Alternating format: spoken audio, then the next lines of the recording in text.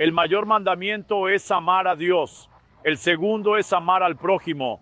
Y cuando la Biblia habla sobre expresar amor, no importa si se refiere a Dios o al prójimo, hay una premisa que no se puede ignorar. En la primera carta de Juan, capítulo 3, verso 8, la Biblia nos dice que no amemos solo de palabra, sino también con acciones.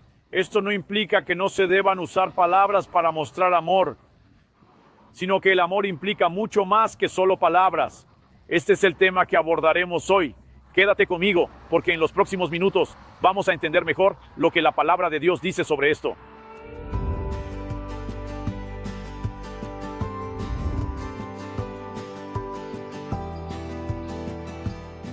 Hola, hoy estoy en São Pedro da Aldeia, en la región de los lagos, Río de Janeiro, Brasil, y paso para traerte una palabra más a tu corazón. Cuando el Señor Jesús, tras su resurrección, se encuentra con sus discípulos en la playa y llama a Pedro para una charla privada, vemos que el Señor Jesús le hace preguntas. Juan capítulo 21, de los versos 15 a 17. Después de haber comido, Jesús le preguntó a Simón Pedro: Simón, hijo de Juan, ¿me amas más que estos otros me aman? Respondió que sí. El Señor sabe que lo ama. Jesús le dijo que pastoreara sus corderos.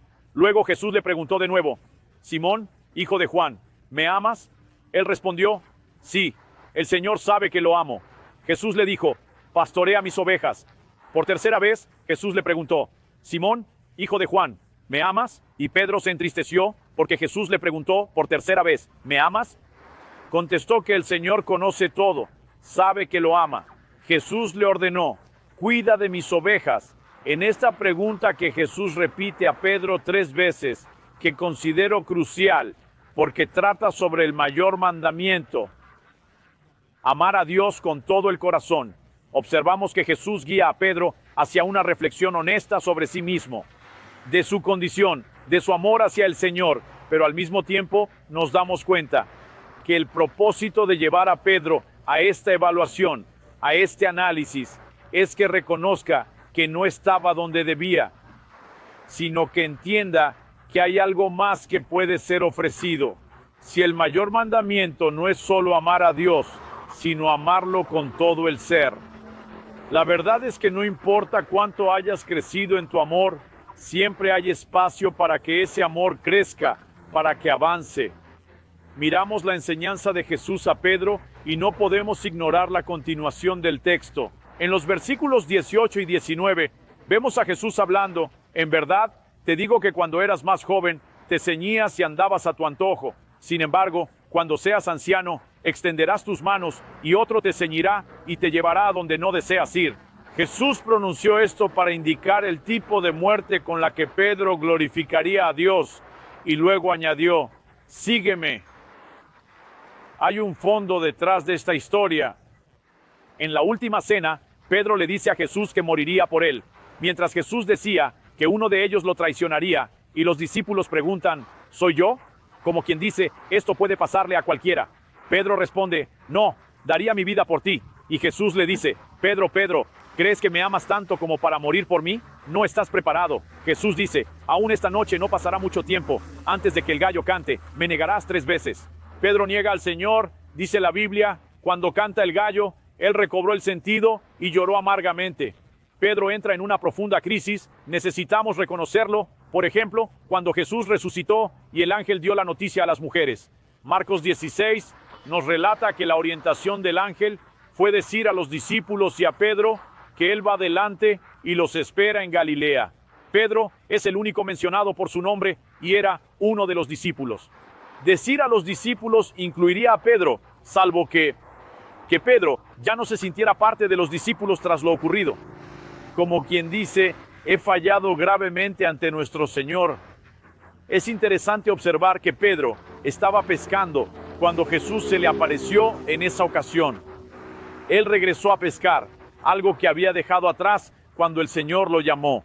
Hay varios aspectos que nos hacen reconocer a un Pedro en crisis como alguien que dice: no estoy a la altura de ser parte de este equipo que Jesús formó.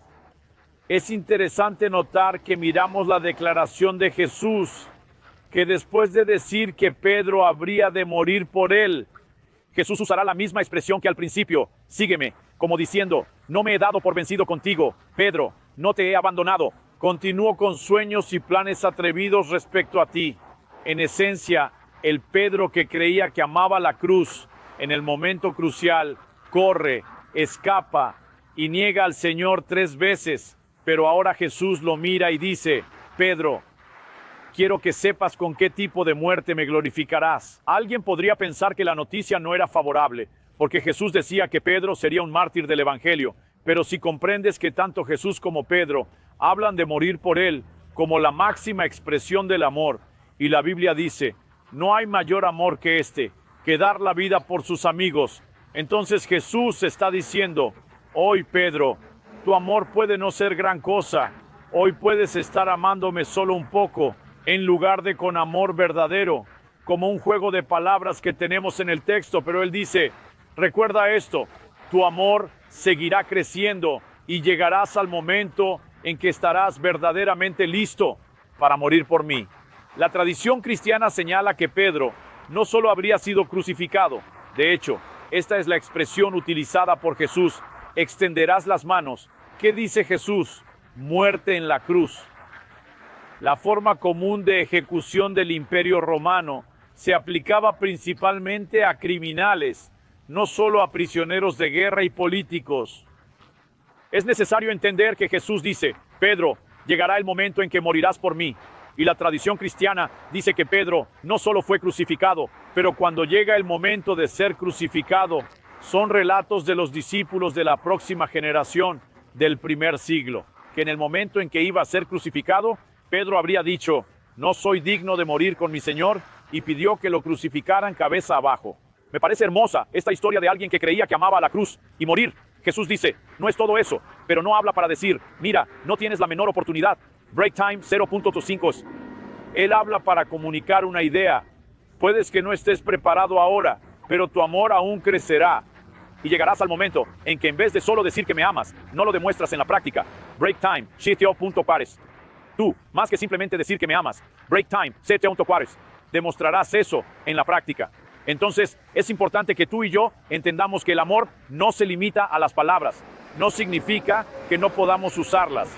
Hay varias declaraciones de personas en las Escrituras hablando sobre su amor hacia Dios, hacia la palabra de Dios. Eso no quiere decir que no debamos expresar el amor, sino que no puede ser solo de labios hacia afuera. Break time for 0.5 es sin. Nuestras acciones deben coincidir con nuestras palabras y necesitamos un estilo de vida que lo evidencie. Pero también necesitamos entender y comprender que si el amor puede crecer, no debemos esperar que eso suceda de forma espontánea, automática, pero podemos invertir de manera intencionada en esto. Y una de las maneras es al observar las enseñanzas de Jesús en Lucas capítulo 7, cuando habla de 2 deudores perdonados. Y la Biblia muestra a Jesús preguntando: ¿quién amará más? Al que más se le perdonó. Y Jesús dice que quien es perdonado poco, ama poco. Quien es perdonado mucho, ama mucho. Jesús no está diciendo que solo aquellos que han pecado mucho podrán amar. Pero la Biblia está mostrando que nuestra respuesta de amor es proporcional al nivel de arrepentimiento que tenemos. Pablo, por ejemplo, quien afirmaba que, de acuerdo a la justicia de la ley, era irreprochable, también se veía a sí mismo como el más grande de los pecadores. Eso no significaba que Pablo, en términos de hacer una lista de pecados, superara a los demás. Esto significaba que él comprendió profundamente su miseria y su necesidad de salvación. Cuanto más conscientes somos de la deuda que teníamos, mayor es nuestra percepción del perdón, de la deuda pagada. Mientras más conscientes somos del perdón, más agradecidos nos sentimos, más pesada es nuestra deuda de gratitud. Entonces, cuando Jesús instituyó, por ejemplo, la Cena del Señor, nos hace recordar el perdón que Él otorgó a través de la cruz. Esto nos permite responder con agradecimiento. Hay formas y maneras de poner nuestros ojos en Cristo, reconocer lo que Él hizo y cultivar ese amor, dejar que crezca y trabajar en ello de manera intencional. Porque si no fuera una respuesta deliberada, no sería un mandamiento. Cuando Jesús dice que amar a Dios es un mandamiento y no uno cualquiera, sino el más importante, esto implica que tú y yo podemos y debemos corresponder de manera intencionada. Al observar esta inversión de Jesús en Pedro, me gusta decir que Dios cree en ti más que tu propia madre. porque Él ve el potencial que tú y yo tenemos para responder y siempre intenta provocarlo en nosotros. Es interesante notar que Pedro había fallado terriblemente con Jesús. Huyó del Getsemaní, negó al Señor, pero ahora Jesús lo mira y dice: no solo serás un gran líder de la iglesia, llegarás al punto de morir por mí. Me agrada una frase del libro del profeta Isaías que dice: no extinguirá la mecha que humea, ni aplastará la caña quebrada. ¿Qué quiere decir eso? Cuando la caña, el tallo de una planta se quiebra, y yo he visto esto, por ejemplo, en un cultivo donde el agricultor pasó con la camioneta sobre el trigo, le advertí a mi amigo que iba a echar a perder toda la cosecha, ya que me percaté de que el trigo estaba esparcido por el suelo. La camioneta se detuvo, hizo un gesto y preguntó: ¿piensas que eso no podría ser levantado? Dije: no se levanta, esa camioneta pesa 2 toneladas, ¿cómo va a levantarse? Él dijo: Luciano, levántalo. Dijo que la recuperación del trigo y otras plantas es impresionante. Él dijo: la única manera de no levantar esto es que se agacha y toma el lugar donde el tallo, la caña se rompió y con la mano aplasta. Dijo: si aplastas, no se levanta más, si solo se quiebra, se levanta. En ese instante recordé la profecía de Isaías: no quebrará la caña rota. Es posible que, al igual que Pedro, hayas tropezado, fallado y negado a Jesús, pero ten presente que Él te está observando y te dice: creo en ti, tu amor puede desarrollarse. Él no nos roba la esperanza de ser restaurados y de levantarnos. Así que, con el claro entendimiento de estas verdades, puedas darle la respuesta de amor que se basa en el entendimiento de que Él es más que solo palabras,